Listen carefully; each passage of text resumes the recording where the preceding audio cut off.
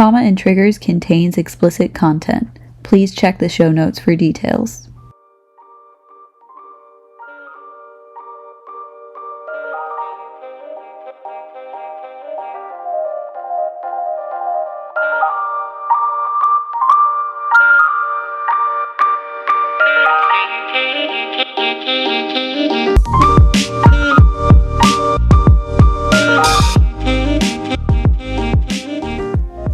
Welcome to Trauma and Triggers. I'm Sabrina. And I'm Audrey. And today, Mama, it's all about kink. All about it. I'm so excited for this episode. I feel like our last episode energy was low because we were sick. Yeah, we were sick. And it was also kind of like a not so excitable topic. It was sad is what it was. It was a little sad. So I'm fucking pumped. I ate breakfast, had coffee, had lunch. We were able to focus and write the script today. I'm fucking excited. This is like my two favorite topics together that I'm talking about: kinks and history. Yeah. Yeah, we'll probably get more into like specific kinks the more we get throughout the show, but we're going to try to do like an overview of kink and like history and psychology behind the kink, and then we can kind of get more specific as we go.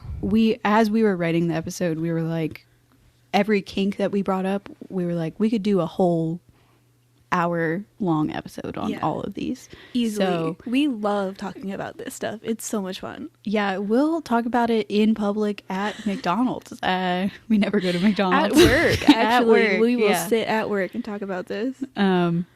So I think we both agreed we kind of had to start with a definition because everyone has a different idea of what kink is, and that's valid. Like, what's kinky to you isn't kinky to everybody.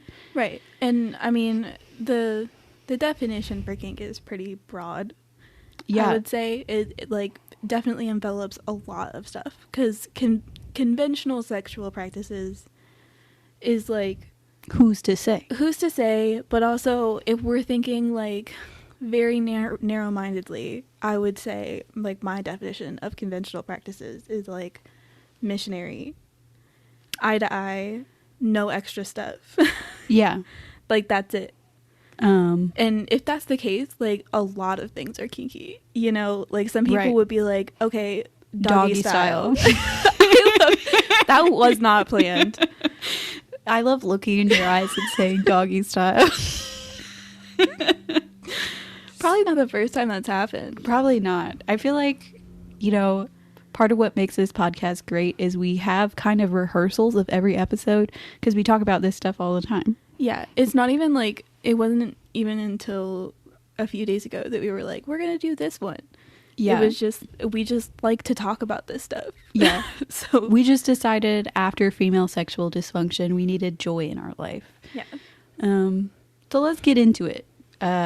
As Audrey said, or kind of hinted at, our definition for kink today is a non-conventional sexual practice. We got a couple examples. Domination and submission. To which I wrote, the definition's obvious for those two. Figure it out yourselves. Yeah. If you need me to fucking describe domination and submission, you're in the wrong place. You're just go ahead and you're 12 and you shouldn't be listening to this. Please, this is an explicit podcast. Versus fetish, which, as we were writing this, Audrey and I nearly had a fist fight. Okay, that's dramatic. I'm dramatic. I was having a hard time because, you know, her point was that this was like fetish falls under the umbrella term of kink. Yeah. Which I get. It's true. But for me, I feel like they're very different things. Yeah. Because of one specific part of the definition. Right. So I just kind of wanted to like make sure that that was specified. Yeah, I get what you're saying. We've never fought. No. Just for fun. But a fetish, the definition we chose for today was a sexual fixation on a non-living object or a body part that isn't genitalia. such as a foot fetish. Shout out to my feet folk. Okay. Or objectum kink. Can I just say objectum kink sounds like a spell like from Doctor Strange? Yeah. Objectum kink. I don't know. I feel like the kink part kind of takes it out, but Yeah, the objectum part I get. Yeah. You want me to? Yeah, you got it. Word. So objectum kink is when a person has a sexual relationship or attraction to an inanimate object, which is fun. I chose to put this kink as an example for this because when I asked Sabrina what example she wanted to use, she said balloon kink. I love balloon people. And I was like, okay, we're gonna go more broad, but you do what you want with that. And like the part that I felt needed to be specified for fetishes is that fetishes are something that is like needed in a sexual interaction to achieve arousal or sexual excitement. Mm-hmm. So like her point was that anyone with a fetish is considered kinky, Right. in some way, because it's some kind of because it's unconventional or unconventional sexual practice. Unless, now counterpoint, what if your fetish is condoms? Hey, you don't get to disagree with me after I'm finally like, oh, okay, I guess your point makes sense. I do, actually. No, you don't. But just think about that for a second. What if you have a fetish for condoms? What do you mean? A fucking fetish for condoms. You just love the feel of a condom that's on a your latex penis. kink. Right. But that's not non-conventional. People use condoms in sex all the time. But I guess the arousal to the condom. Yeah. Okay. All right, It's I'm the back on arousal to the board. condom, and which is broadly, because most condoms are latex, the feel of it on your skin is Right. It's a latex kink, which is not conventional. Can I tell a personal story? Yeah, go for it. Can I get vulnerable on the pod? So, I think... Go ahead. I think I really got into kinks because I watched that TLC show, Oh my god. like 1,000 Strange Ways to Die or something like that. And this fella was going through a midlife crisis, you know, refinding himself, and he was really into BDSM, and he decides to go to a BDSM club for the first time and gets in a gimp suit made out of latex, and he has a severe latex allergy and didn't know it, and he's like screaming for help, and you know he's gagged, so the dominatrix doesn't know what's going on, and then he just dies of anaphylactic shock. I've also heard her talk about this before, so I'm not even surprised. And that was your first introduction. That's not like what made you enjoy BDSM, I assume. Oh yeah, yeah. Okay. Yeah, how I worded that definitely sounds like I'm a psychopath. To check, you know. Yeah, I probably saw that when I was like 8, Yeah. somewhere in there. I So I think it was the curiosity about kink, like, what's this? A gimp suit? yeah. What is that? I don't think I really had an introduction to BDSM until I started to like look into sex and like porn and stuff. Yeah.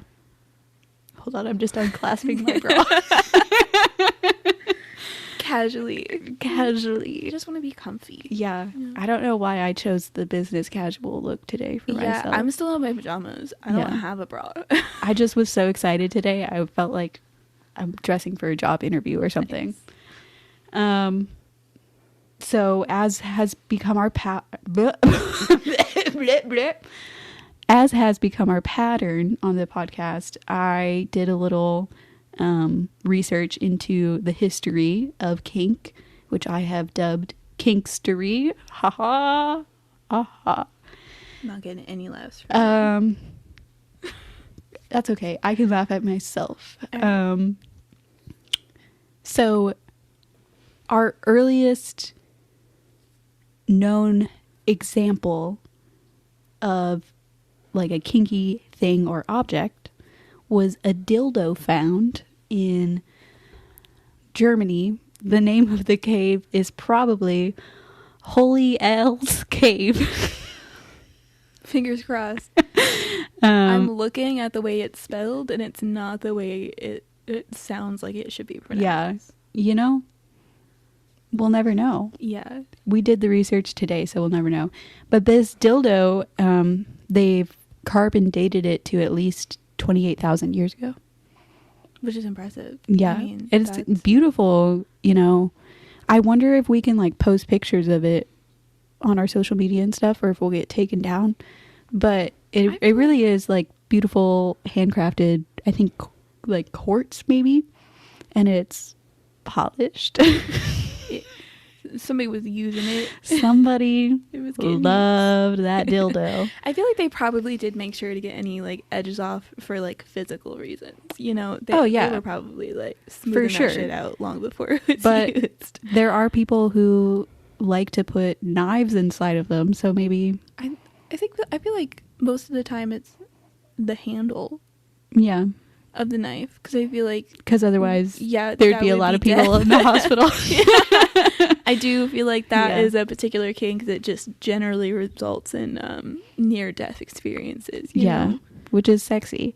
Mm. Speaking of dildos, ancient Egyptians were often buried with their favorite dildo or sex toy. Egyptologists believe that the ancient Egyptians thought orgasms were a spiritual experience, which is a theme that we'll see as we travel through the ancient world. Spirituality is often connected with sexuality, and that having an orgasm could balance the soul and aid in your travel to the afterlife. Love that. If ancient Egypt was ever a special interest of yours as a child, you will know that Egyptians were like kind of obsessed with the afterlife, and they were buried with like their favorite pets and their favorite toys and their favorite clothes, because the idea was the afterlife was just a version of now, and you needed to have those things with you when you died to cross over and find your peace and stuff. So I love that they were just like, also here's your dildo. We know you love this, Jeremy. Have it with you on your journey. If you're having trouble, whip it out and go to town. I love that. Some mummies have been found with fake penises added to the mummy. Were they like worried that if they crossed over and they didn't have a penis, would it like, where did their penis go? So, mummies were essentially dry aged to a crisp. Oh, right. Yeah. So a lot of the tissues kind of just shriveled up into nothingness. Okay. And a lot of like their internal organs were taken out and liquefied. And then they were stuffed with sawdust and salt and the whole, this isn't the mummy episode, but essentially any phallus would have kind of like gone into nothingness. Okay. Yeah. So the idea was like, I'm just guessing here, given what I know about mummies from what you just said. If they have a fake penis with them and they cross over into the afterlife, they'll have a penis. They could fuck. Yeah. Yeah. So like, their penis, if it disappears and they didn't have a fake one, They couldn't fuck. Okay. But the interesting thing is not all mummies have a penis on it. So like when I'm talking about a penis attached, is it's on like the outside of the fabric. Like you can see looking down at the mummy where the crotch is just a penis. Okay. So, but not all mummies had that. So it's kind of like a question mark as to why some of them had it and some didn't. Probably money, I feel like. Yeah, probably. I mean, a lot of burial practices are about showing off wealth historically. So another fact about the ancient Egyptians is they had this wonderful piece of pornographic art, we'll call it, called the Turin Papyrus. This bitch is 8.5 feet by 10 inches. What the fuck? It's dated to 11,089 to 10,077 BC. And it has, you can look it up online. I don't think this one will slide past Instagram guidelines, because it's people fucking. It's people fucking. This is clearly pornography. Yeah, it's multiple scenes of men with hilariously huge penises. Like, we're talking the size of their leg penises. Fucking women in multiple positions. There is an image of a woman, like, fucking a vase, like sitting on a vase and fucking it. Okay. I don't know why. There is an image, and this is probably the kinkiest image there, according to our definition, is a woman is on a chariot and is being pulled by two harnessed men. While another man with a ridiculously long dong fucks her from behind. Great. There's also like winged humanoid beings fucking women. Bizarrely, there's some animals having sex scattered in there. I feel comfortable moving on from that. The animals? Yeah, we'll just go past that. Some Egyptologists hypothesize that the Turin Papyrus is meant to be satirical. Okay. So it's meant to be like funny, but maybe also sexy, like a bit of both. Like the ridiculously long dongs. Yeah, the long dongs. Probably not realistic. Yeah, It's meant to be a joke. There was some. I read somewhere that they were kind of saying like the women are depicted in the beauty standard of the time, but the men have like the ridiculously long dongs and all that. So it's kind of, the idea is it's aimed at men of the time period, like a funny playboy essentially. Okay. So like, yeah, you could get off to it, but also isn't this hilarious? But the joke is lost on us now. Like, we don't understand what's so funny besides the long dong. Ridiculously long dong. Let's pop on over to India for just a second. Found in India, dated to the Shunga period, which is the 1st century BC, is a bone plaque. I don't know what bone it was, that depicts a threesome. I would say threesomes fall under the kink category. Yeah, it's technically group sex. Technically. It's definitely not conventional. Right. So I guess if you're in a polyamorous couple, that would be your normal. Yeah, but polyamory is not conventional. Right. In Western world, at least. Yeah. And then that's another interesting thing. Like, maybe some of these practices weren't considered kinky for the time, or some of these images, or maybe they were. Yeah, I don't know. Like, polyamory isn't illegal everywhere. Like, right.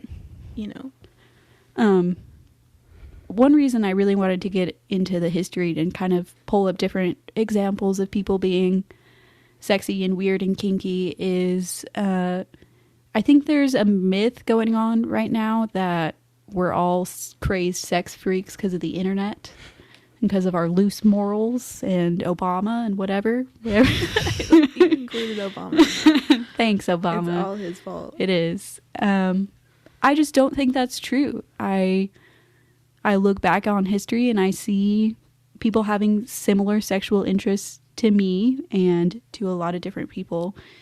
And I don't think it's accurate at all to say that we are a more sexual society than ever. Like, I just don't think that's true.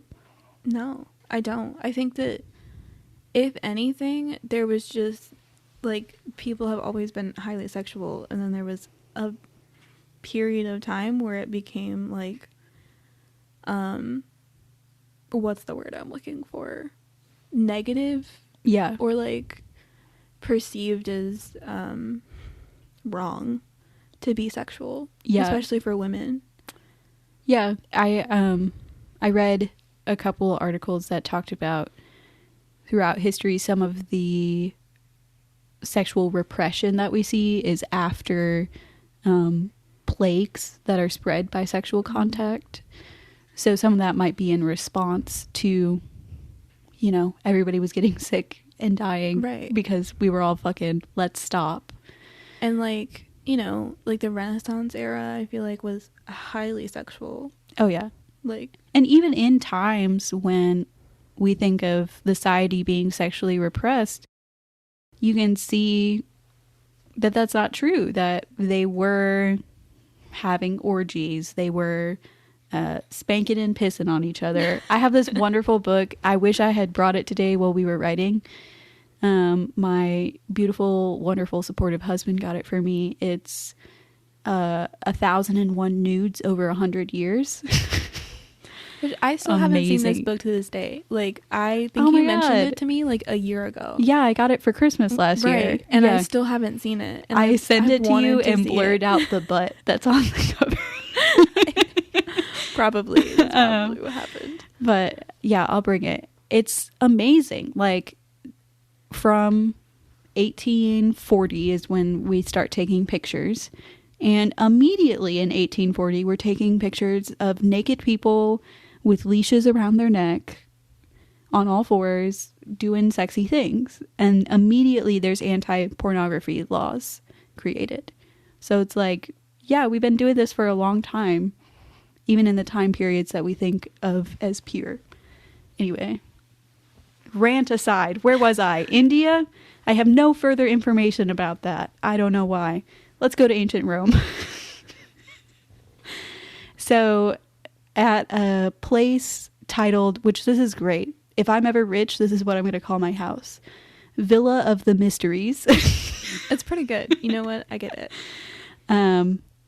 Frescoes and wall carvings were found depicting ritual flagellation, which is spanking and whipping. And that is from Rome in 70 AD. That's actually in the city of Pompeii. Are you familiar? No. Is that the one with the volcano? Yeah. It's like the most well-preserved ancient city because the volcanic ash like mummified and preserved everything there. So it's just this image of a group of people spanking themselves, spanking each other. Is it like obviously sexual or does it like, yeah, and then the next image they're all fucking. Okay, word. So because I was about to be like, that could just be like a punishment thing, but I wasn't sure. It could be. In this case, no. I mean, sure, other depictions of flagellation could be, but this one, it's like there's clearly, they're naked first of all, and then in the next image they're like fucking. Yeah. So all signs point to all signs point to kink. This isn't necessarily kinky, but I did want to mention in the Paleolithic era, which is like first human era, they found carvings of what they believed to be vulvas and vaginas in caves. Oh, yeah, it's not really kinky, but it's just like they were paid attention. They were looking, you know. They were like, I know this. that I see this, and now you see it too. And they're gonna see it. We love a good caveman story. Yeah. I just think that's cute.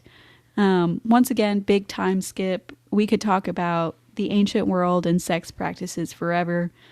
But we're not going to. We're in the 1800s, baby. Yay.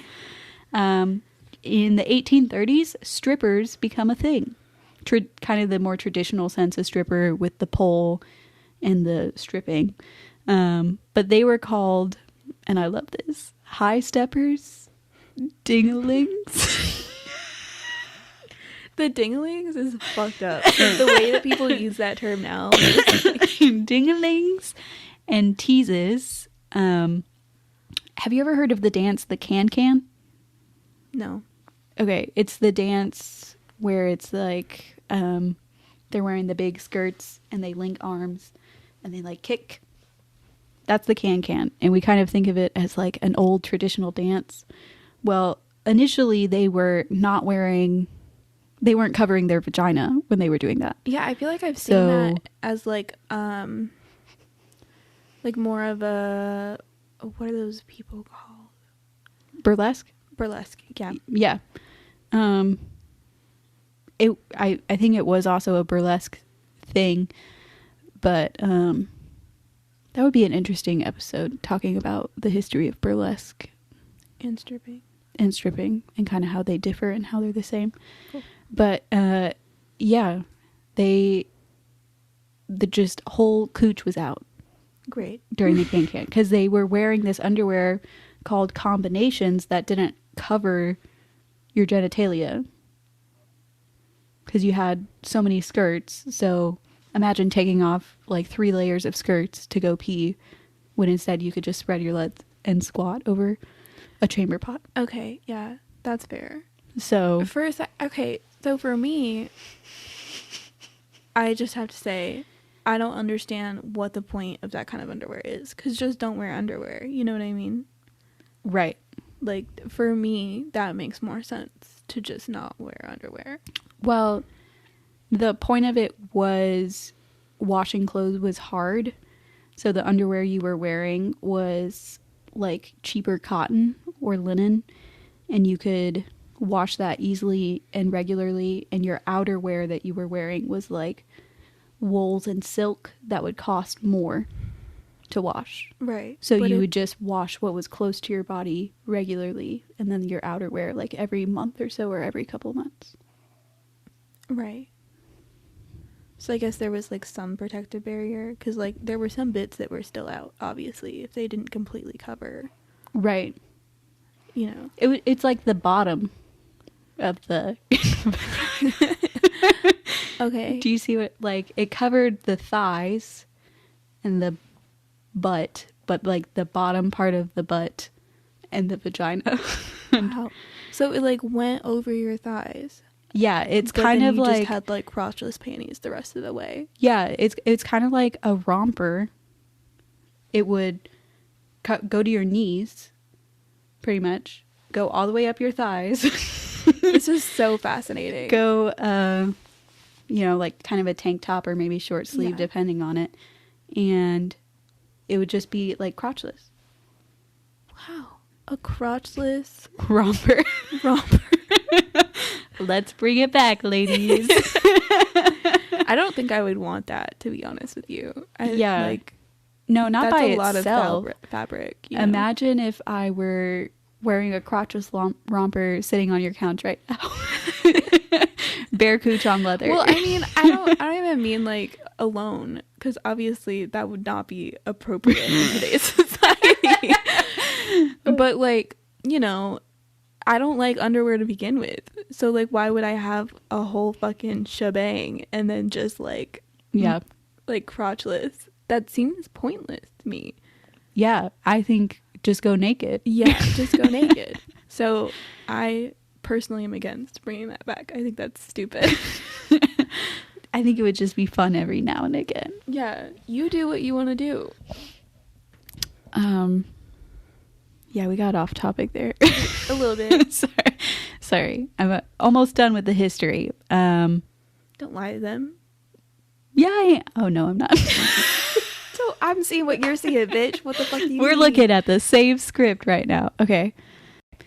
In debatably 1896 or 1899, the first pornographic film was made, Le Cocher de la Mariée, or Bedtime for the Bride, or The Bridegroom's Dilemma. I watched this porn. Initially, when it was made, there was 7 minutes, and now there's only 3 minutes because the film degraded so much over time. Okay. It's hilarious. It's not, what I saw wasn't necessarily kinky, but I just thought it was so interesting. So a bride and her groom walk into the bedroom, and the bride's mom and dad are there. Oh my god, of course. And they're like the mom is like hugging the bride, and like it's all silent. So there's a bunch of like cringy overacting, and like crying, and the mom's wearing like all black mourning. Is this crying like a and virginity shaking. thing? Like they watch them or like... No, they leave the room. Okay, that's but they good. do kind of like, which there's no, as far as I know, this didn't happen. Like, mom and dad did not walk the bride to the bedroom to go fuck husband. But so mom and dad leave, and then she hilariously starts taking off her hundreds of layers of clothing, and like banishes her husband behind a... I love the word banishes for this. Get out of here. She kind of does. She kind of keeps like, she'll take off a layer and be like, get over there, you're bad. like how I yell at my dogs. Behind, like a dressing curtain. Yeah. And the dressing curtain is like so short that he can just peek above it and watch as she's undressing. And he's also gonna have sex with her. Yeah. So like you're already she's getting willingly naked. having sex with him. I think maybe to me in my head it's kinky because there's role play involved. But maybe not. So the video that remains, she never actually gets fully naked, but we do see her upper knee. So Oh, wow. And them shoulders, baby girl. They were using a lot of imagination with these yeah. these videos. I also think that combinations became popular because you didn't have to take off all your clothes to have sex. Probably. You could just lift your skirt up and spread your legs. Yeah. That's my personal theory, though. I mean, that makes sense because, like, having to take off fucking 17 layers of clothing is not... It, like... Yeah. That's a foreplay that not everyone really wanted or enjoyed. Yeah. You know? If any of my girlies out there, or fellas, but, you know, we know girlies mostly read erotica, read historic fiction erotica, and you get to the scenes where she's like, and he took off my corset, and then we fuck. It's like, no, he didn't. He took off 17 other... He took 17 other He items. took off your chemise, your petticoats, all 3 of them. Like, don't lie to us right now. And that corset probably took a good 10 minutes for him to figure out. Do not lie. Stop lying right now. So, visiting the 1920s. The 1920s is another era of, like, sexual revolution, and, like, drag performance becomes really popular during this time period in America. And something called petting parties is popular among the youth at the time. You know, I know what it is already, so pardon me for interrupting, but I don't like the name. Petting party really kind of freaks me out. Yeah, so did nobody else liked it except for the people who were doing it. So there's some debate about how much sex was involved at the petting parties. Some people say it was just kind of like a bunch of making out and dancing and rubbing up on each other. Okay. Which, you know, it's kind of like group foreplay happening. Sure. Kinky. And then some people say it also went all the way, you know, people having sex. I'm sure it did in some cases. Yeah, I'm sure there both was a of those are mixture true. of- Right. But I just think that's so funny. Like, you want to go to a petting party, Betsy? I think that's great. I love the past. In the 30s and 40s, we see the golden age of Hollywood. Plenty of sex parties. Some of the most popular were hosted by this director named George Cucker. My favorite. He directed like the first Steel Magnolias and stuff like that. Like, I think Gone with the Wind too. He directed like a bunch of really popular. So his sex parties were mostly gay. It was mostly young men who wanted to get into the film industry, who would show up and be gay for him to get into the film industry. Okay, that's actually really sad. Yeah, there's a lot of sexual abuse That's happening pretty in fucked the up. Hollywood time. But, you know, some of it was fun. We're Yeah. gonna You said party, and then you were like gay party, and I was about to be like period queen, and then you were like, but oh yeah, that's it is a disappointing. little sad. But I also think there were probably people who were having a good time being themselves. Yeah. It's just like, you know, part of the secrecy or the shame on the LGBT community really allowed for a lot of abuse to happen because there Right. was so much shame caught up in it. Yeah, no one was gonna go around talking about it, Right. especially Like there's not, it's like the same thing with a lot of sex workers experience sexual assault is because they don't, how can you go to the police and say, I got sexually assaulted when you were out doing acts of prostitution? Do you know what I'm saying? yeah, like the respect just isn't there. Right. You know, And they the don't- trust they're not- in the cops to not arrest you Yeah. and instead try to arrest. people don't necessarily view you with the same rights Right. as your average like straight conservative person. Yeah. I don't know how else to say that. I'm with you. Yeah. I'm with you here. Hopefully everybody understands what I mean. You know, I'm glad our audience is only our 6 friends. Sometimes. One of them's my mom. Yeah. She listened to the Cucks episode. It's great. Hi, girly. Let's jump forward to the 1960s. So something that came up in my research that I kind of knew, and I even had mentioned, I think in the Cucks episode, was the kink community and the LGBT community are really involved with one another. Like at the Stonewall riots, we can see pictures of like people dressed in kink costume, whatever you want to call it, from the first Pride in 1969. Members of the kink community were involved, and in most cases still are involved today. There are some people who say that kink shouldn't be involved in Pride because it delegitimizes it. I am not going to talk about that today. We could talk about that another time. I don't really...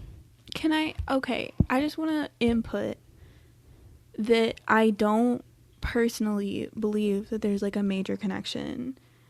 Like, obviously there's a connection between LGBT and BDSM as like for what first meets the eye, but I think most of the reason behind why people were seeing it so often with the LGBT community is because they weren't hiding it like straight people were. Like there was still a lot of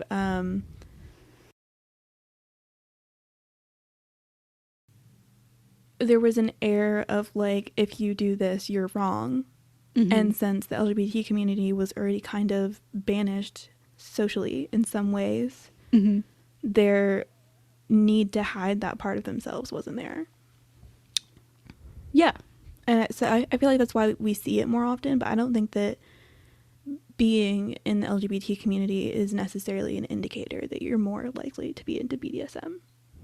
Yeah. Yes, I agree with that. I'm just saying, like, the kink community and the LGBT community have been connected with one another since the fight for gay rights began in Right. the late 50s and 60s.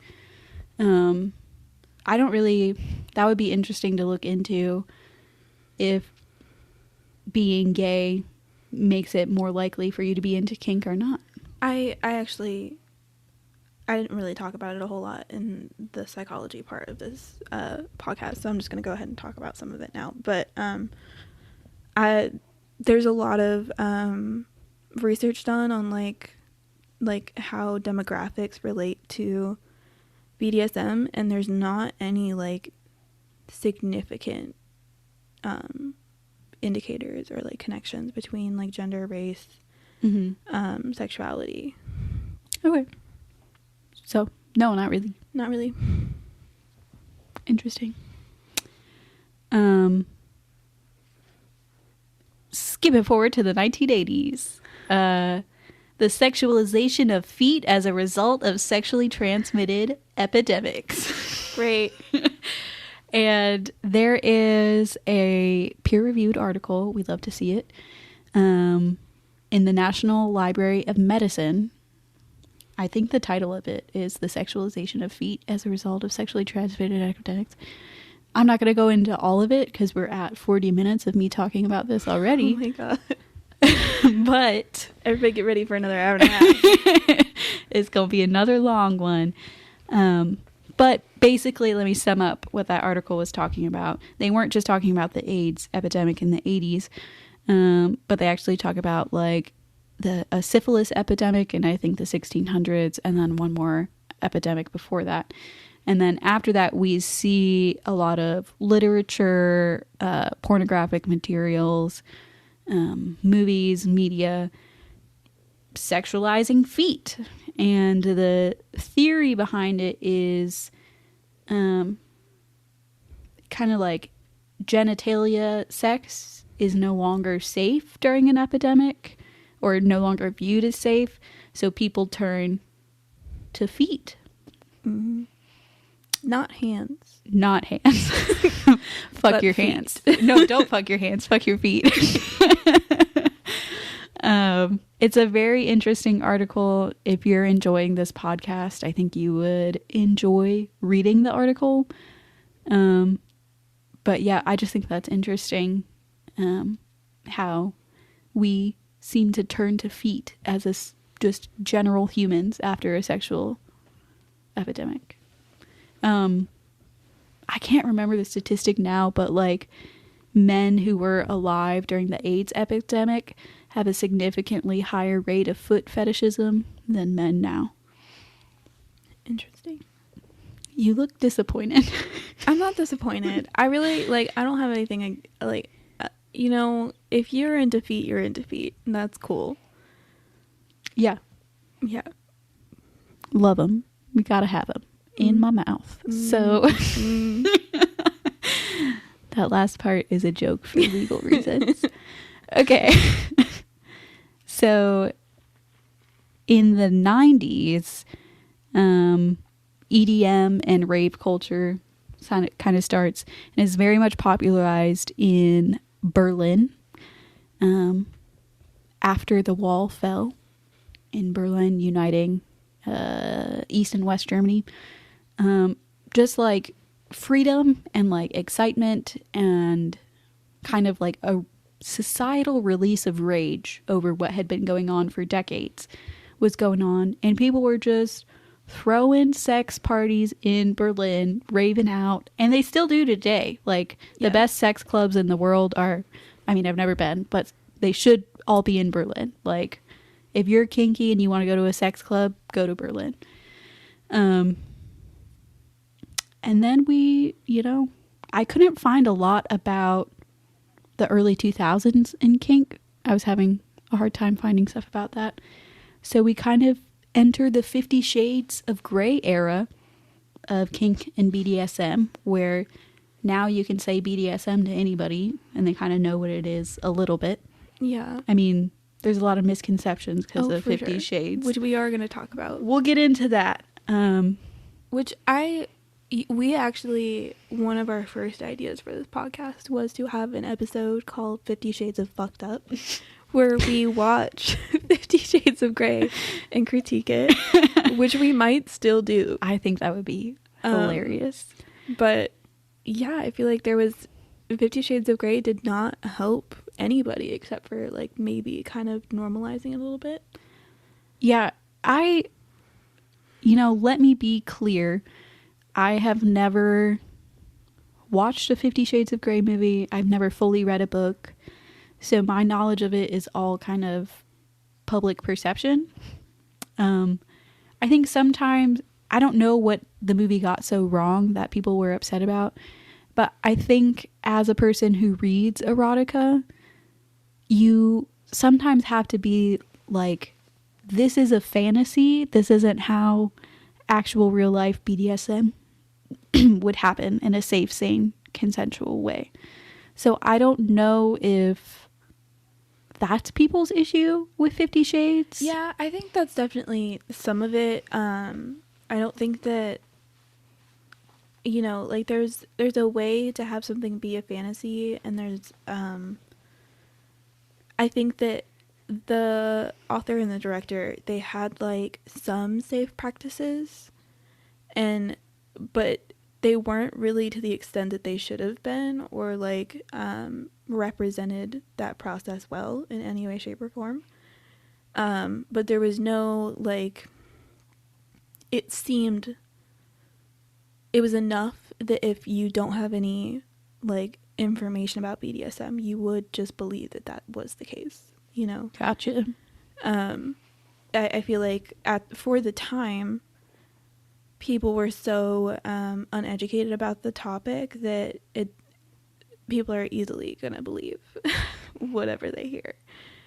But you know, in a lot of ways, that is just something that you need to deal with yourself. Right. It was also just a bad movie. The movie sucked. The acting was bad. The concept was terrible. It was based on a fan fiction of Twilight. Oh, really? I did not know that. The names were changed, but originally 50 Shades was Edward and Bella, and Edward was like a CEO, whatever Christian Grey is. But yeah. But yeah, that makes a little bit more sense. It does give off the like teenage like twisty, like my life is so terrible. Yeah. Woe is me vibe. You know, a middle-aged woman wrote it. Yeah. But it did get off that energy. Yeah. It's just like, it was very high energy, and like clearly a lot of the scenes were impacted by personal emotions and weren't necessarily safe. I don't know. It's been a long time since I've seen the movie too, so like I might just be talking out of my ass. Who knows? I think it would be interesting to do an episode talking about the good things and the bad things that came out of 50 Shades, because I do think sometimes like just increasing public awareness about something can have good that comes out of it. Right. So I don't know. I'll just say, like, for better or worse, because of 50 Shades of Grey, the general Western population is aware of some kink and BDSM practices. Yeah. It's definitely changed the game in a lot of ways. There were also some parts of it that was more like, I mean, like less, you know, gimp suit-ish. Not everything was just about like tying people up in like leather. Yeah. Which I feel like some people might have needed to see. Which we will get into after the break. Yay! And we're back! Welcome back, everybody. I mean, mostly just us. You guys have probably been here the whole time, so that's good.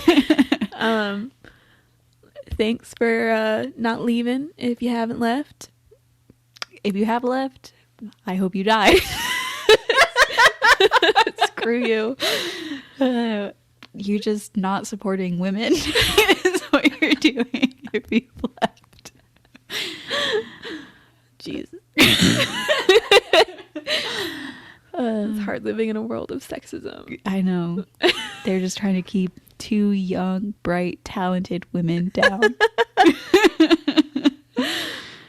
Sometimes I don't feel like a young, bright, talented woman during this podcast. Yeah, there's something. I'll go into a podcast recording session. Go ahead. And I'll be like, I'm going to sound so smooth and well thought out. Oh, yeah. And then I record it with you and I'm like, well, that was a bit jumbled and weird. And then I edit it and I'm like, you Jesus fucker. fucking Christ. The seesaw that I ride while fucking editing these episodes is crazy. I'll be like, we're the funniest, smartest people alive. And then I'll be like, I should die. 3 seconds later, I'll be like, can't even talk right. Yeah, that homeschool education really showing. I think for me, it's like so much of whenever you're talking, I'm like, oh yeah, that's great. Good stuff. And like making really random, like horribly incorrect comments. Oh yeah, the sweeping generalizations I make sometimes disgust me. I'm like, I wish I could go back and say, hey, Maybe I'm wrong. Maybe you're wrong. But whenever like I start talking about like the psychology stuff, there will be like a few points where I actually speak on like, I don't know, social aspects of stuff, and I might sound relatively smart. Yeah. There's only a few times that happens though. I think that's what I like about podcasts in general is just it's just a conversation, you know? And it's just like it's a way to take in information in a sort of relaxed way. Especially our podcast and our type of podcast. There's no podcast like ours. We're so unique. So unique, so different. Nobody's ever thought of this. But yeah, that's what I like about podcasts, and I'm happy to be doing it with you. Oh yeah, me too. I'm not gonna do that. I don't like it. You don't want to blow kisses into the microphone at me? No. Okay. Just fucking go be depressed. Why don't you, babe? I will. Now for sure I will. All right, ignoring Sabrina. We're gonna move on. I will not be ignored. We're gonna move on to kink misconceptions. Misconceptions. Stop. I'm sorry. This is your turn. I need to just stop sit interrupting me. back. Jesus. I'm so sorry. Okay, we don't hate each other. It's just the way we speak. It's just love. It's all love. Okay. So our first misconception is that kink is used as an excuse to be abusive in a relationship. I feel like a lot of people view like the idea of BDSM, like sadism, masochism, and domination and submission as like controlling or abusive in some ways, which is not true. I mean, I think that there's definitely layers to BDSM where if it's not practiced correctly, it could turn into a situation that is not safe or consensual. Right. It's just like... But it's that way in all relationships. It's that way in everything. Like, Yeah. anything can turn abusive if there's not respect, consent, and communication. Right. Anything. So, I think that is bullshit. Right. I think that people just take that because they observe that some kinks do involve pain, and then they're just like, oh, that's all it's about. Right. And it's not. Which brings us to our next misconception, which is that kink is just about sex. This is a misconception I had until relatively recently, I would say. Yeah. I mean, recently being like 2 years ago, maybe 3 years ago, but yeah. Yeah. I think for me, whenever I like really started to be interested in BDSM, like as a concept in itself, I did a lot of research on it. And which is where I learned a lot of like aftercare comments and like how some dynamics are just dynamics and they don't always have to do with sex. Like a lot of domination and submission relationships, sometimes there are like rules and practices that have nothing to do with their sex lives. Right. Even like some BDSM relationships don't have sex in them at all. Like, Yeah. it's just the dynamic. Yeah. I think, like, a couple things that opened my eyes is I read some stuff about furries, and people can be in the furry lifestyle and have sex in their furry or their fursona, but they can also, it has nothing to do with sex. They just play or dress up in that costume. But then also, like, the puppy play, like, a lot of puppy play is almost not about sex. Like, 80% of it is you in a cage with your squeak toy. You didn't need to say it like that. Yes, I did.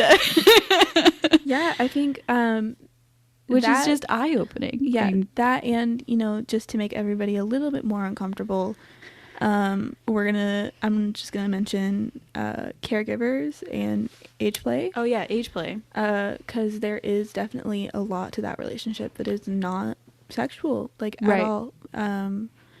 I feel like a lot of kink and BDSM practices is a way for people to express themselves in a safe environment. Yeah. Whether that's as a dominant person or a submissive person, a lot of it is just about the release or gain of control. Mm-hmm. And it can definitely be sexual. That is a fun part of it all. Right. Absolutely.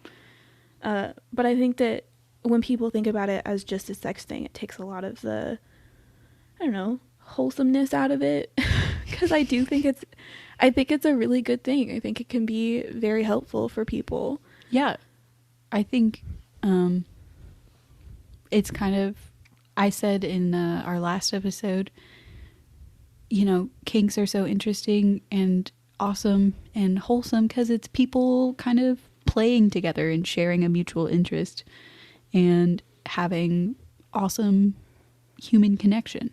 Right. And another thing that kind of supports the kink isn't just about sex is a lot of BDSM clubs and like dominatrix won't actually touch genitalia or exchange bodily fluids or anything. Which Yeah. is just like, oh. 'Cause I mean, like, a lot of those practices are just like, you know, they don't even require it. It's just humiliation. It's Yeah. just, I don't know. There's so many forms. Like, we didn't specify anything in this episode. So there's so many forms in Yeah. ways that things could be sexual or non-sexual. Yeah. And different dynamics within the BDSM community. Yeah. It makes the conversation more difficult, but also interesting to have to be so general Yeah. about everything. Yeah. And I think I already kind of touched on the other misconceptions that we have, that kinks take over all aspects of life or a relationship, you know. I think that for some people, kink is something that just stays in the bedroom. For some people, it's something that might flow out into some daily life, or some people, I feel like it's relatively uncommon, but some people do have like a full 24/7 dynamic. Yeah. Those people are fascinating and I want to meet them. But I feel like, I do feel like they're the most rare. yeah, for sure. It's very hard to get through life in a like 24/7 dominant submissive dynamic. Right. You got to clock in somewhere, you know? You know, like that is a lot to sign over. But I do think that it works for some people. Yeah. That's all you want. I think just with anything, not just with kink, you could look at someone's lifestyle and see how they have a thing that they're doing that doesn't work for you and just be like, oh, well, that's stupid and that's terrible and you shouldn't do that and that's immoral or whatever you want to call it. But it's just, the reality is that thing is working for them. Right. And it might not work for you. It's as simple as that. We're all allowed to have our own things and our own preferences in life. And, you know, if somebody wants to just wait on somebody hand and foot for 24 hours of the day, then that's what they choose to do. Love that for them. Some people really enjoy it. So yeah, I think that there's definitely some misconceptions about that. Like, it's definitely not an all or nothing type of thing. BDSM is not. There's a spectrum. Yeah. It exists. Just like most things are a spectrum. Yeah, there are people who are kinky with one partner and then not with the next, or occasionally kinky. Right. It's all like a give and take, which I really do appreciate about BDSM. Like, people oftentimes are meeting on middle ground. Like, it's good that you have a lot of interest, but some people's hard limits or soft limits would be different, or like expectations for how long the relationship will last, or to what extent the relationship is different for every person and every partner. And you have to talk about it. Like, if that's something that you want, you have to say it and talk about it and agree on it. Yeah, and I think that's a lesson people can learn from kink, even if they're not interested in, is like, you got to be able to talk about your boundaries, but also your wants too. Like, there's so much focus in the community on like, know your boundaries and say your boundaries and respect the boundaries, but also focus on what gives you pleasure, you know? Right. Be able to communicate what makes you happy and what feels good. I mean, a lot of times, like 100 of the time that you don't say it, you don't mention it to your partner, it's not going to happen. Yeah. And, you know, they'll either be into it or they won't. Really not going to make a difference either way. Yeah. And if they're Like, an asshole about it, then leave them. then they're not for you. Yeah. It's not worth it for... We say it like it's so easy, as if we don't struggle with this in our relationships every day. Absolute lies. I feel like it's definitely not an easy thing to do. Yeah, but it's worth pushing Trying. yourself. Yeah. And then every time you do it a little bit and it works out well, it makes it easier to do it the next time. Right. I feel like with BDSM, it just kind of pushes people to do it just because of how, you know, personal it is, and there's a lot of aspects to it that could potentially be dangerous. Like, yeah. So you kind of have to communicate a little bit more. Mm-hmm. And the community in general, like when people are truly immersed in BDSM community, they oftentimes learn the importance of communication and consent, which is really good. So our last misconception is that kink is always related to trauma or previous abuse, which I am going to discuss quite a bit in kink psychology, but it is a misconception. That is not true. There are some links to trauma, but nothing that's significant, and you know, in reality, most people have trauma. Right. A lot of people have trauma, and it's not directly related to your sex life or your you know, dynamics with your relationships.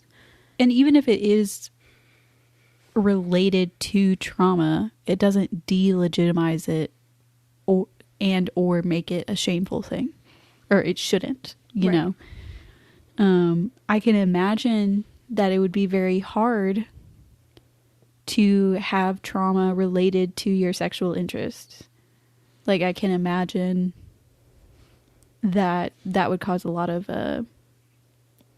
shame, like personal shame, because you're interested in this thing that is attached to a bad thing, but it doesn't have to feel that way. Right. And I mean, one of the reasons why this is somewhat of a misconception, I don't necessarily disagree with this theory, but some people have suggested that like BDSM practices can somehow help facilitate trauma healing, which is why like a lot of people are like, it's related to trauma, because like, you know, sometimes your kinks do interconnect with trauma. And being able to do that in a safe space and have control over the situation is very therapeutic for people. Right. So yeah, I mean, there's definitely like there's some parts that are connected to kink and trauma, but it's not a 24/7 thing, and it's definitely not the only reason why some people would be into BDSM. Yeah, as we were getting ready to research and write, I listened to a podcast, as I do, and they talked about how statistically most studies about kink show that the link between trauma and the kink is rare, is the exception to the rule, that most people don't have that link. So it does happen, but it's statistically rare. Right. Which is, we've talked about quite a bit of what I had. So on to kink psychology, and pretty much most of this is going to be about like the development of kinks, and how somebody might acquire a taste for a spicy sex life. So like we said before, a lot of people think that trauma is a significant indicator of interest in BDSM or kinky sex. However, a lot of studies suggest that there's only a mild connection or no connection at all. I didn't read your section at all. It's okay. I'm so sorry. It's all good. This assumption that trauma and kinks are related may come from early psychology. So Freud He is.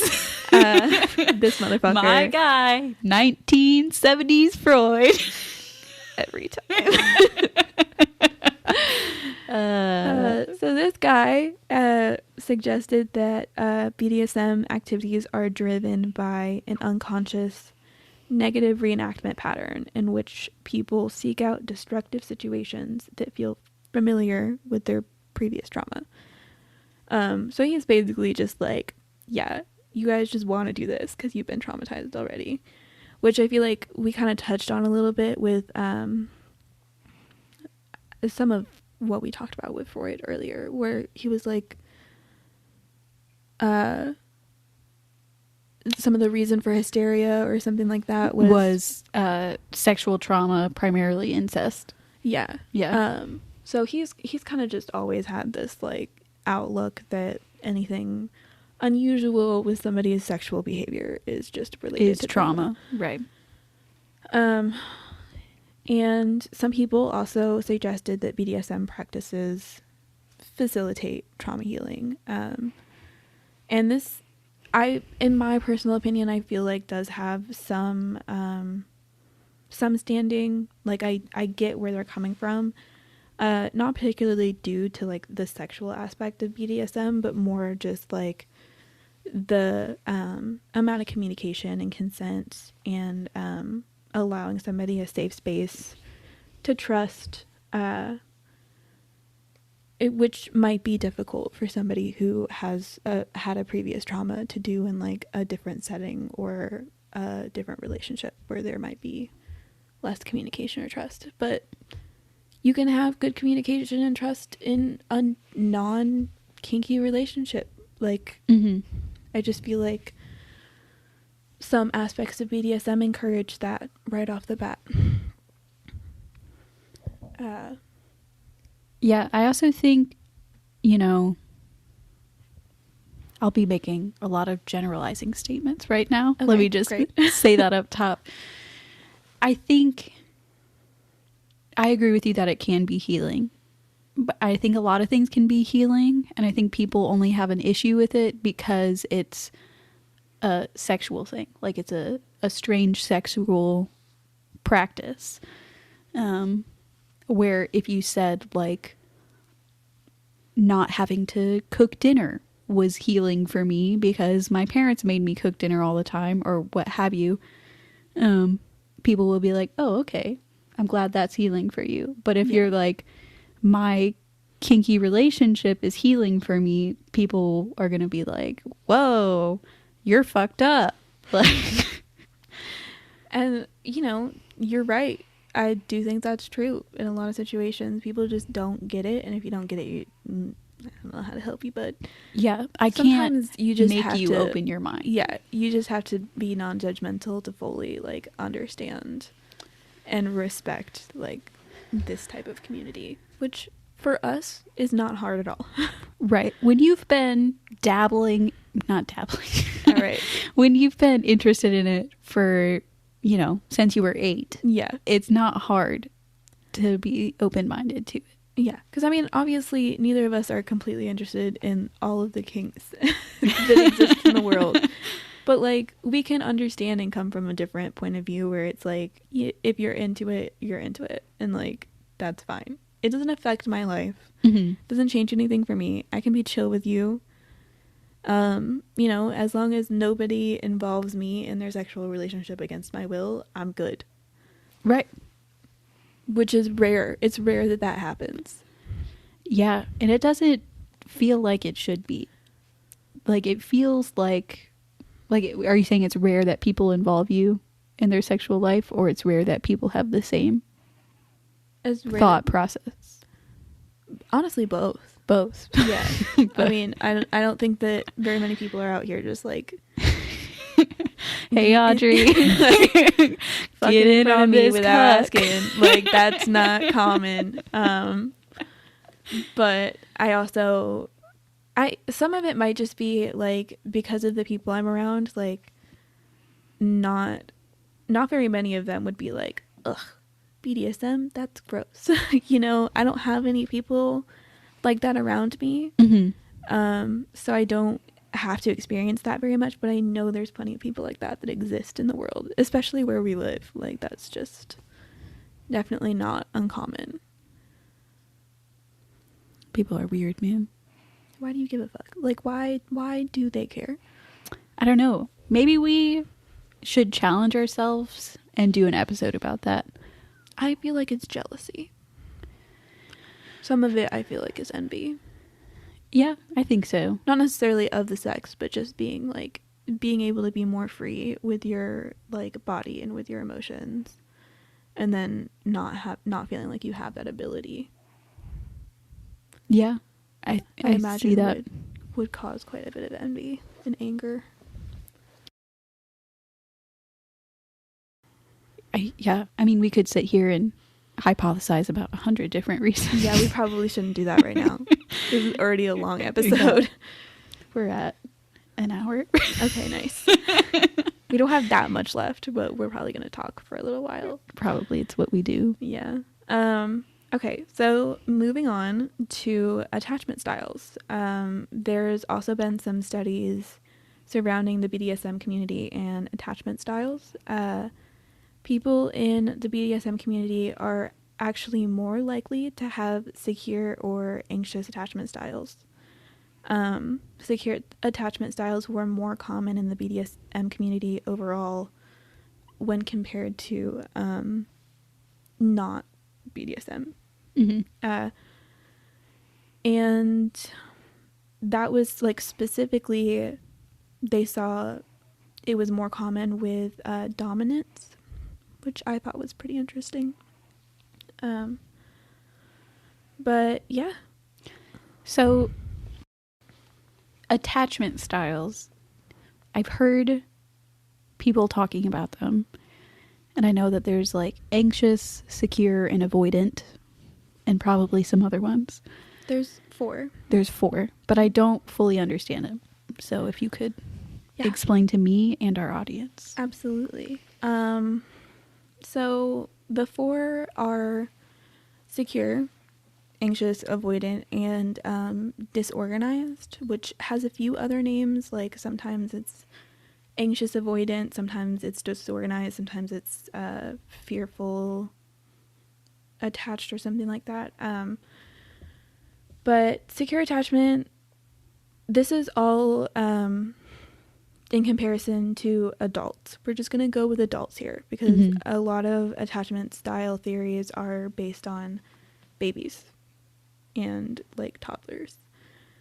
But when you look at like adult relationships, people who are more anxiously attached are more likely to like pull into the relationship as much as they can, kind of like ask for confirmation. They need to text you frequently, make sure that everything's okay, and ask for ask for like assurance. They need a lot of assurance, and there's a lot of like fear there that if you don't constantly pull in and show that you're interested in the relationship, that the other person will pull away. And avoidant attachment is the opposite. So these people kind of struggle a lot to be vulnerable and comfortable in relationships, and they tend to pull away from the relationship. And and what if I relate to both? Give me a moment. Yay. 'Cause me too, girl. Me too. So they tend to kind of pull away from the relationship and avoid getting close emotionally with people. And like oftentimes it's more of a fear that like of getting too comfortable, and you know, if I get too comfortable with them, then they'll leave me and then I'll be crushed. And then we hit disorganized. Disorganized is a nice, cute little mixture of both. Wow. These people kind of fight with the anxious and the avoidant part just regularly, being like, you know, if I talk to them too much, they're going to leave me. If I don't talk to them enough, they're going to leave me. There's a lot of conflict and confusion and issues with vulnerability. Yeah, it's difficult. And secure attachment people are just doing great. They're doing good. Well, that was eye-opening. Yeah, I'm definitely a sexy mix of anxious and avoidant. Yeah, me too. Equaling disorganized. So that's good. Yeah, I'm so glad that I could bring that to your attention. I know a while ago my mom made me do a test on my attachment style, but I just didn't pay attention. I have also done a test, which I probably should redo because I feel like my attachment style has changed a little bit over the last like year or two. Mm-hmm. But yeah, I used to just avoid emotional relationships altogether. It was just full on avoidant. And I feel like it's a cute mixture there. Some new explorations. Great. Okay, moving on. But in the BDSM community, there's a lot of secure people. Yeah, a lot of secure, you know, and those dominants really got their shit under control. Yeah. And I'm happy for them. Yeah, I feel like, I assume that this, like, you can have different attachment styles to certain people. Like, you might have a different attachment style to your dad than you do your mom, or like siblings or relationships in general. So I assume this research was either done by like as a more general standpoint or just as a relationship standpoint. So yeah, you know, the BDSM girlies and fellas having a good time being emotionally available and trusting. So that's good. Glad they're doing okay. Yeah, I'm happy for them. Yeah. So So some kinks may simply relate to physical experiences, like when the kink is actually in practice. So being blindfolded, for example, or tied up takes away one sense and it might heighten the pleasure of other senses. Mm-hmm. This obviously can't be the case for all kinks, but in some cases that's where a kink might develop, or somebody might notice that they're into whatever it is that they're into. Mm-hmm. Just one of the theories. Fetishes are a little bit different just because it's so directly related to like sexual experience and pleasure. Mm-hmm. So a lot of fetishes are developed through having like a very intense pleasurable experience, or an early pleasurable experience surrounding a particular experience, object, or body part. I was gonna look up like a story on Reddit, but I couldn't. I just didn't feel like it. We did enough. But I was reminded of that one story you told me about, of the guy who was like suddenly really into his wife's armpit. Love this story. It did really remind me of that, because that's definitely a fetish. Like that's 100% a fetish. Yeah. And it was just like, he was actually really worried. He seemed almost concerned. He was like, I'm having a great time, but I don't know how it happened. Right. And he was like embarrassed about it. Yeah. Too. Side note, do you think armpits look a little vaginal? To me, personally, no. Okay. Maybe that should be the poll. we could do that. I do want to know. Yeah, I want to know what people everyone else thinks, because it's kind of like, you know, in between. Yeah, but like there's nothing else that seems vaginal except for that. The hair is a little puby. There's no hole. Fleshy we're missing a lot of parts here. You know, like the important parts are missing. Yeah, but you know, it just made me. We were talking about foot fetishes earlier, and how during sexual or after sexual epidemics, people turn to feet. And to me, I'm like, what if you went to armpit instead? Why are we skipping over hands? You know, that's where I'm at. I'm just like, I don't understand. Is it just overused? People aren't interested in it anymore. Like, yeah, the idea is old. Tired. Hand jobs are tired. Like, why are we just moving straight past some of the obvious explanations? Right. Straight to feet and armpits. I don't know. But you could, like, you know, I'm not saying there's not a way for it to be to fuck an armpit. Yeah. We all know that that's possible. I don't know if that would be an enjoyable experience for everybody, or something that many people would want. Right. I'm just saying. There's also, like, people are ticklish and sensitive in their armpits, similarly to sensitive. I don't know about you, but whenever I'm ticklish with my armpit, it's not the same as the ticklish sensation I get in other places. It's not the same. I'm not arguing that it's the same. I'm just saying I'm seeing similarities here, and I want to know that I'm not alone. Okay. You're alone right now. Right now, I'm alone. Yeah. But I know that there's some of our 6 friends listening who will agree with me. We cannot see who did the poll, though.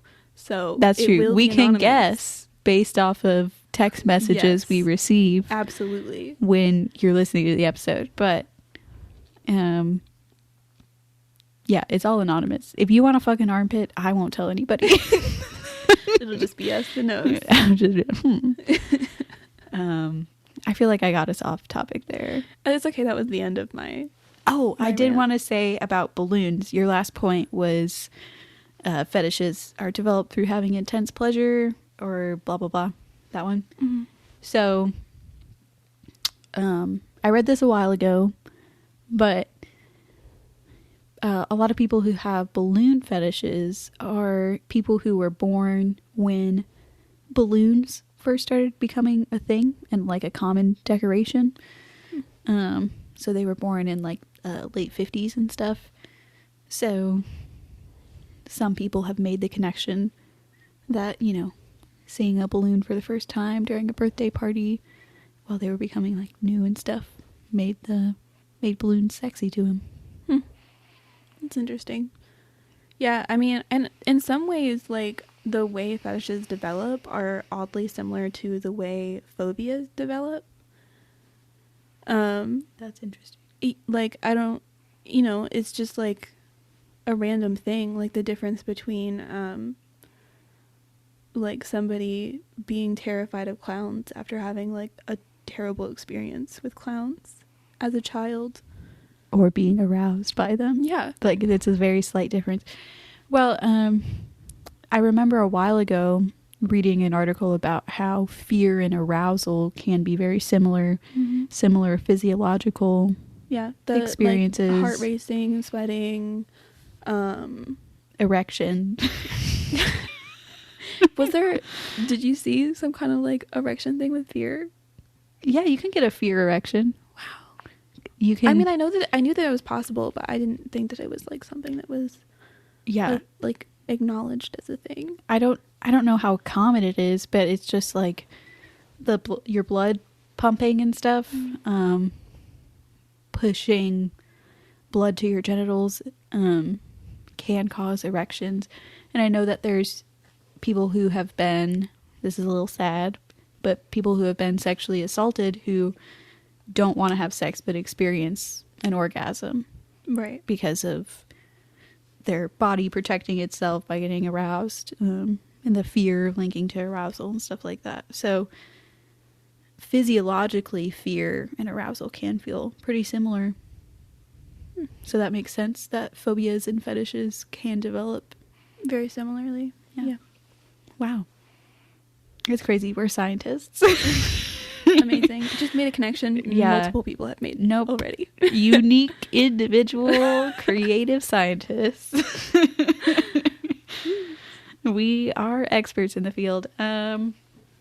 Wow. So I guess I don't have an answer to this question. Did anything traumatize or trigger you this episode? I think that you saying pretty much everything I had for my psychology segment triggered me a little bit. I apologize. I didn't mean to do that. That might be a thing. Yeah. I'm sorry. I'll try not to do that anymore. I would recommend that maybe me talking about attachment styles could have potentially triggered you a little bit. It seemed like from your face that could be an option. Absolutely. I was like getting red to filth over here on the podcast. She said, "You There's clingy and then crazy bitch." There's so much more too. Like, it wasn't a very scientific definition because I was just like thinking of stuff offhanded, but yeah, fun times. Yeah, but otherwise this is a very fun topic for me. Love. Yeah, amazing. Expect more of these episodes in the future. We'll probably get more specific. Yeah, we're trying to do kind of a like on and off, like sexual, non-sexual, or like sexual, not so fun sexual. Yeah, we're trying to sandwich in the fun episodes with the depressing episodes. Right, which is interesting for a podcast called Trauma and Triggers that we're like, we need more fun. Sometimes we just get depressed by what we're talking about. Yeah. And we need a break. So. Yeah, I felt that a lot in Munchausen's. And also female sexual dysfunction. Felt that a lot. Just about like halfway through, I was like, damn. That's a lot. The world's an awful place. A lot of terrible things happening. We haven't decided what the next episode will be yet. I'm thinking Stanford Prison Experiment. Yeah, and we do still have toxic self-diagnosis culture. Oh, yeah. Toxic Mental Health Awareness Month. And hookup culture, which we technically have recorded already, which we just need to listen to it, see which what is we going to can be salvage. very interesting. Yeah, so we have options. Yeah. Well, if you guys want to share what traumatized or triggered you this episode, I will have a Q&A down below. I don't know. Is it below on Spotify? I have no clue. It's around, and I believe that you can look for it. I think most people have been able to figure it out. Yeah. And then, what was the poll I said that I wanted to do? Oh, Armpits. How similar are armpits to vaginas? Yes. Please vote on that. Please, We need to know I'm who the winner is begging here. you. And unfortunately, I do think that Sabrina will be... You think I swayed the public? I think that you will be the victor of this argument. I hope so. There won't be changing my mind, but, I respect your opinion. Okay. I can see how an armpit is not like a vagina. Okay. That's good. I'm glad you can see both sides. But I feel strongly Okay. that an armpit is like a vagina. All right. So, please look forward to that poll. Yeah. And, give us some ratings, give us some likes, Love us. follows. Pay attention to us. Tell all your friends. We are on Instagram and Yeah. TikTok. Yep. Have not posted anything yet, though, so Maybe by the time this one's up, we will see. we'll just see about that.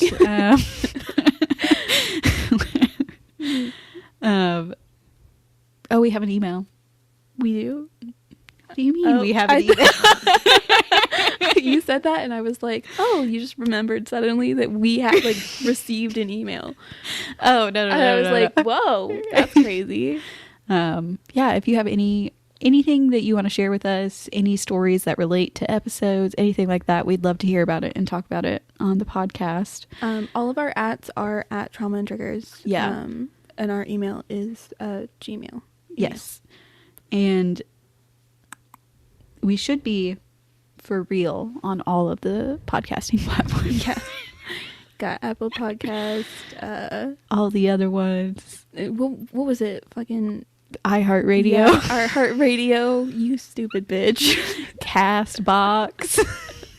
Podbean. Yeah. I will judge some of you guys if you use it from these websites instead Yeah. of Apple Podcast. If and my Spotify analytics show me Podcast. that someone's listening to us on Podbean, I might block them. I don't know. I might figure out who they will are be offended and embarrassed. and block them. But that's just me. Anyway, I think that's all we have for you today. All right. Thanks for listening. Yeah. See you guys later. I don't love you, but I like you. Bye. You're so offensive.